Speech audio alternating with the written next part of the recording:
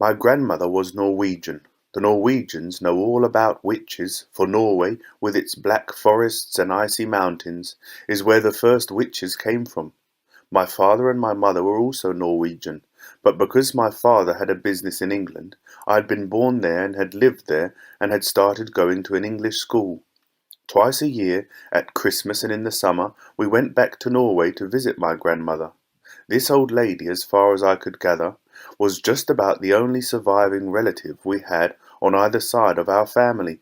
She was my mother's mother, and I absolutely adored her.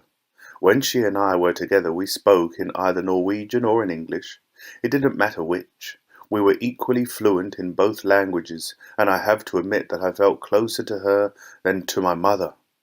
Soon after my 7th birthday, my parents took me as usual to spend Christmas with my grandmother in Norway, and it was over there, while my father and mother and I were driving in icy weather just north of Oslo, that our car skidded off the road and went tumbling down into a rocky ravine. My parents were killed.